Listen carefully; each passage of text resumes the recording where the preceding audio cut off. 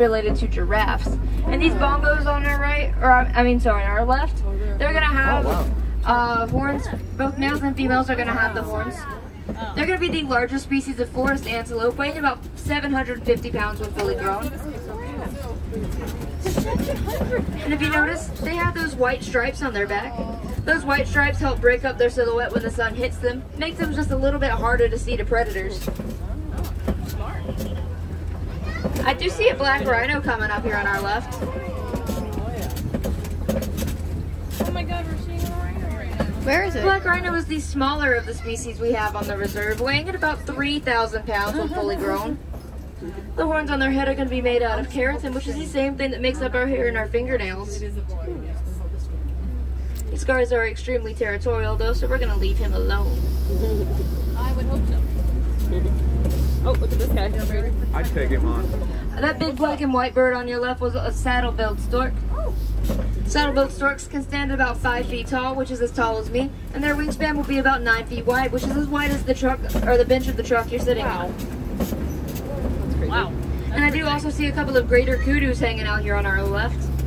The greater kudu is going to stand about 55 inches tall at the shoulder, and they're also going to have those white stripes on their back, just like the bongos. However, unlike the bongos, the females do not have horns, only the males do. So these are indeed ladies. It's like a big deer. Honestly, I kind of want to go on this. Yeah, cool, huh? It looks like we're heading into the Staffy River now, and this is where we're going to find some more aquatic and semi-aquatic animals on the reserve, like hippos and crocodiles. So we'll keep our eyes peeled and see what we can find. We should try to record some stuff. These big gray birds on the left are going to be, or the right are going to be pink-backed pelicans. Their pink spot is good, or their backs are going to turn pink during mating season, and they're very social and colonial nesters, which means they will nest in groups of 20 to 500. I thought I saw a hippo over here in the corner. I did not.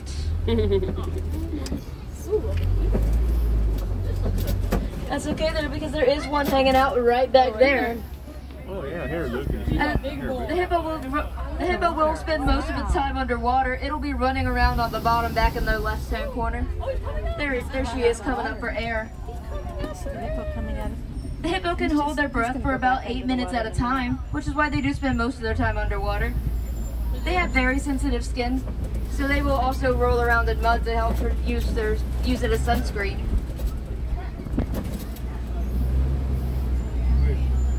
A group of hippos is called a bloat.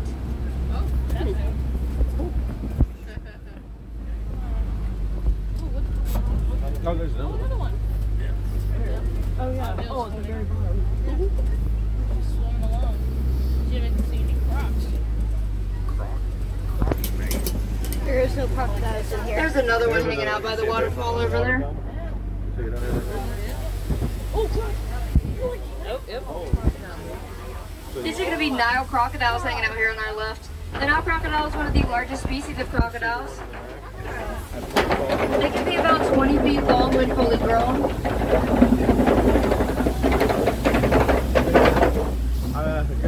They have a bite force of about 2,000 pounds of pressure per cubic inch, which means they can bite straight through bone. However, they do often use their mouths for more gentle things like rolling their eggs to help them hatch. Sometimes if baby Nile crocodiles feel unsafe, they will crawl into mom and dad's mouths as a form of protection.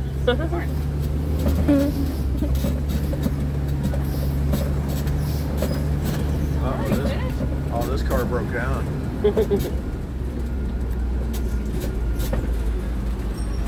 This big weird shaped tree on our right is called a baobab. The baobab tree has a couple of different nicknames, one of which being the upside down tree, kind of because it looks like the roots are facing the sky. It kind of does. That's because this tree can be leafless up to 9 months out of the year to help conserve water during drier seasons. Smart. Another one of its nicknames is the Tree of Life because that big trunk is actually hollow on the inside and can store thousands of gallons of water. No, wow.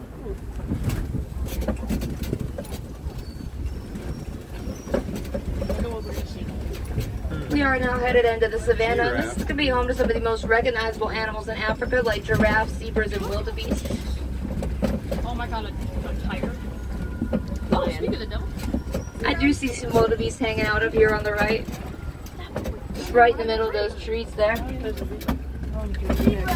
Wildebeest are going to be the second most densely populated land mammal, second only to humans. They will travel in and live in groups of up to 1.5 million. Wow, what? There goes the main road. That's crazy. I didn't see any flamingo. Wildebeests will sleep in rows at night, so if they have to get up and run for any reason whatsoever, they won't trample each other.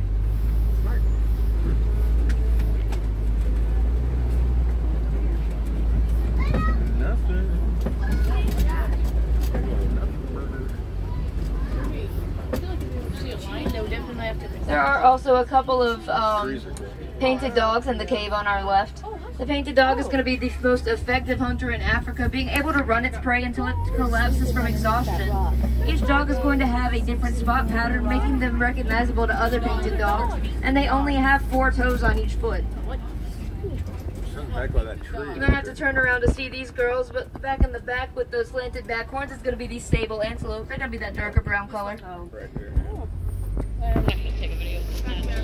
They're the emblem of the Harambe Wildlife Reserve, and while those horns are great for deterring predators from jumping on them from behind, they are also great for defending their territory, as they are very territorial. Like a mud These termite mounds on our left and right hand side are as hard as concrete, and they will be used as scratching posts by many animals on the reserve.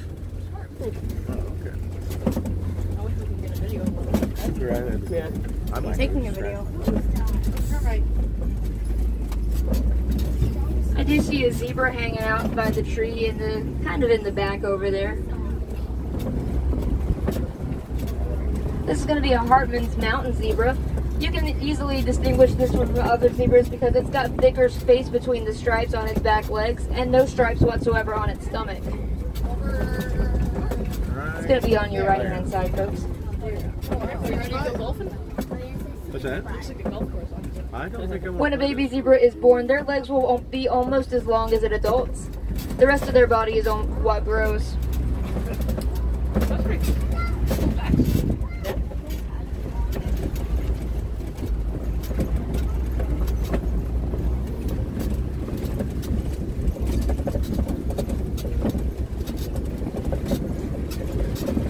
Yeah, alright, we did this when we were here. Oh, we did. I thought you said we didn't come to Animal Kingdom. I know we did. We had to. I don't remember. I wonder if they're penguins here. There aren't penguins here. But I think when we did it, there was no rides. There was no park. There was none. It was just. Oh, just the zoo. Yeah. Obviously, we didn't go to. This big antelope on the hill right here is called an eland. The eland is the largest species of antelope we have on the reserve. Not in real life. They're going to be about 6 feet tall at the shoulder, and they're going to be able to jump about 8 feet off the ground without a running start. That's impressive. I think she's wanting to cross the road, so we're going to let her. Yeah, we don't want to get in her way. Please don't stop in front of me. That would suck. She stopped. Yeah. And there is a giraffe, or a couple of giraffes hanging out here on our left-hand side. Give them a safe one. Giraffes can stand at about 20 feet Oh, yeah, I tall, didn't see that one. Yeah. and their tongues are going to be deep and purple in color, and they're going to be about 18 inches long. Oh, look at this one. Look at the tongue coming out. I'm trying. This is the Maasai giraffe, which is a little bit different from the one on your spotting guide, just because their spots are a little bit different shaped. They're going to be a little bit more abstract when the reticulated giraffes are going to be a little bit more square shaped.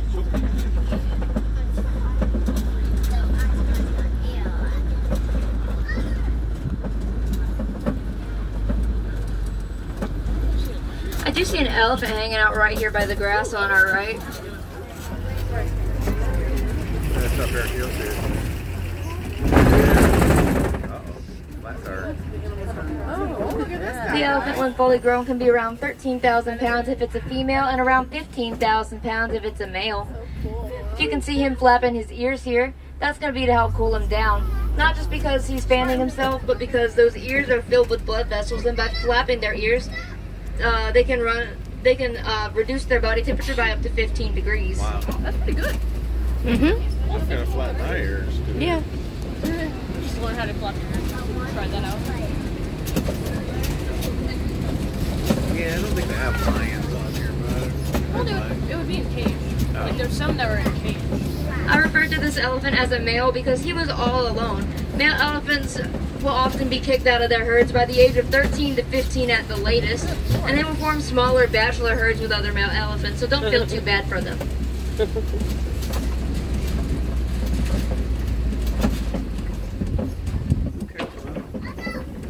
About female elephant. Now, the elephant habitat is being greatly impacted by the mining of the mineral coltan, which is something found in small electronic devices like cameras and cell phones. TV, right? We can help reduce the impact of coltan mining by recycling our older electronic devices, because coltan can be reused. So if you have any old cell phones sitting at home, consider recycling them.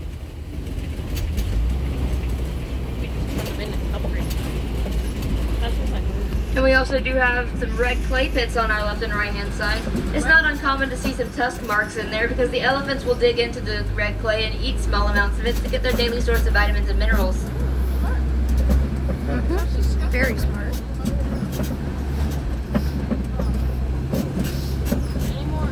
Yeah, there is. I'm on the left. I see. Oh, it's a rock. The elephants. Is it Dwayne? You see the elephants. The one's taking a bath. Turn your head.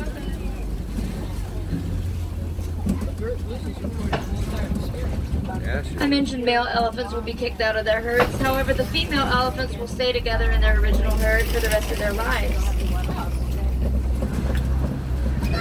dang women stick together, don't you?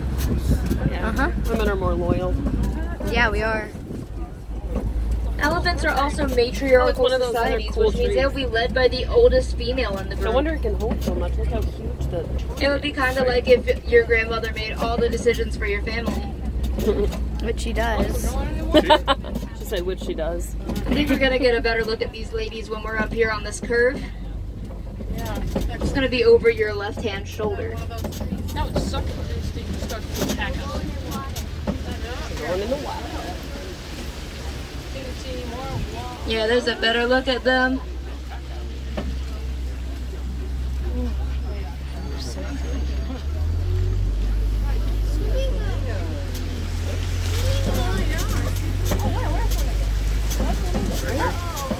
We have some flamingos hanging out on our left-hand side as well. These are going to be the greater flamingos. They're the least pink and the largest of the flamingo species. They're going to get that pink color from the beta carotene in their shrimp diet, and they're going to be born fluffy and gray. Yep. Very good. Aww. A group of flamingos is called a flamboyance.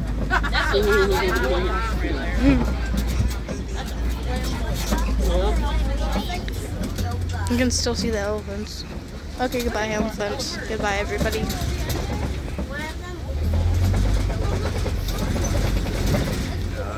Look at that. Ivory product. Ivory. These mud pits are usually a good place to find some rhinos. They do like to roll around in the mud and use it as a form of sunscreen because they have very sensitive skin. And this is my daily reminder to everybody, it is hot. There are very many UV rays here, so please put on sunscreen if you haven't already. Might want to re-up. We already have. We did that before we even left the house. I know. Reapply. I think as we brought it with us. Today. Why are we speaking like we're in the UK? We've met somebody in the UK in the hot tub. I was from the UK in the hot tub. There's bones. Oh my god. I do see a cheetah back there. She What? is very well camouflaged right now, laying in that shadowy spot. The cheetah is going to be the fastest land mammal, reaching speeds of about 60 miles an hour in just about 3 seconds. Her tail was moving.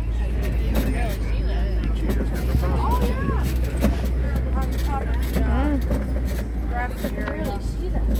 Yeah. Yeah, we saw it too. They're going to be the only species of big cats that will hunt during the day, which is why they have their distinctive black facial markings to help reflect the glare of the sun. Lions do it at night. Lions attack at night. Oh.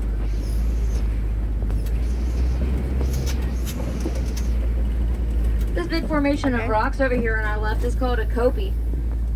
Kopies are basically a very good vantage point over the rest of the savanna because they're so elevated so everyone can be able to see everything.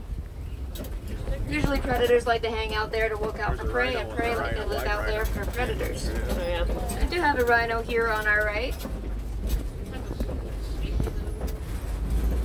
This is going to be the black or the white rhino, and it's going to be the larger of the two species on the reserve. White rhinos will weigh about 5,000 pounds when they're fully grown. And just like the black rhinos, their horns are made out of keratin as well. Rhinos as a whole do have pretty terrible eyesight, which is why a group of rhinos is called a crash.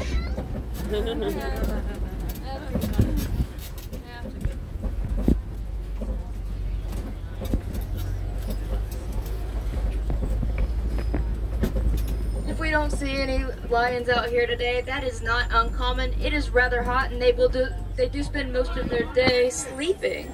Where? There's no lions. I think it's behind the tree for me. But as long as you guys can see it, that's cool. The lion will spend most of their day sleeping for about 18 to 20 hours out of the day. So now you guys sit down for me, please. Thank you. Oh, right there. Yeah, the crook of the rock. Oh. Yeah, you've got a shade spot. The cheetah is the line. Lions will do most of their other activities like hunting and other things during the night. Lizard! These burrows are usually a good place to find some warthogs, but it is very hot today, so they might be burrowed a little farther back.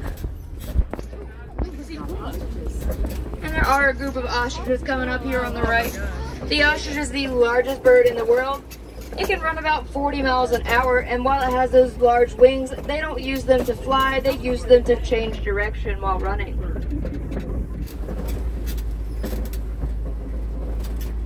The main way to tell the difference between male ostrich and female ostrich is to look at their feathers. The females are going to be a little bit more grayish brown, and the males are going to be grayish black. So these are female ostriches. And there's also a group of ostrich eggs hanging out by the grass over there. Yeah. I don't see it. Okay. Okay, I don't see it. Ostrich eggs are going to be the largest eggs in the world. Wait, one I think I saw ostrich egg one. can be equivalent to one. 24 chicken eggs. 24 chicken And a eggs? fully grown adult can stand on one of those eggs without them breaking.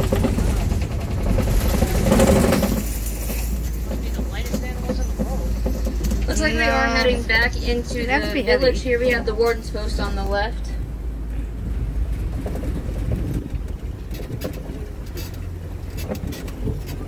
And I do see a couple of Nigerian dwarf goats hanging out here. The villagers have adopted these goats to keep them safe from predators, and in return they provide us with a rich and sweet milk that is set to sell for pretty good value on the market.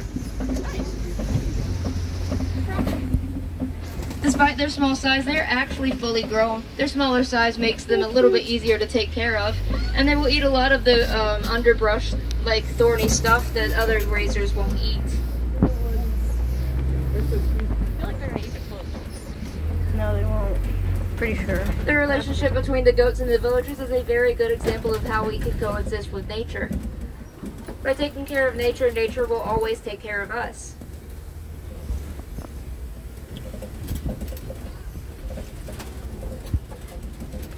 A couple of ways we can help reduce our impact on the environment every single day is to reduce, reuse, and recycle old paper, plastic, and electronics.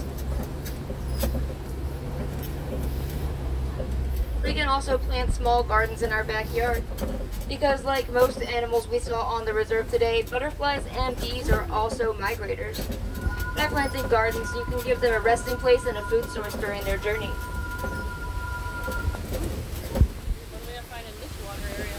I don't know. No, not a snake. There's no And snakes if you in want the to see some guide. more really cool animals today, you can always go to a Gorilla Falls exploration trail. That'll give you a look at some gorillas, some meerkats, and a better look at some hippos. There's also the Maharaja Jungle Trek where you can see tigers, bats, and Komodo dragons. And then there's Rafiki's Planet Watch where you can get up close and personal with the goats and sheep at the affection section, kind of like petting zoo. And then there's the animation station over there as well, where you can learn to draw some famous Disney animals. I might need to make a couple. As we approach the dog friend, I do not want to say goodbye because that is far too sad and much too final. Instead, I'm going to say Quarterini, which means to go well. Goodbye. I'll see you next time. I want to do that again.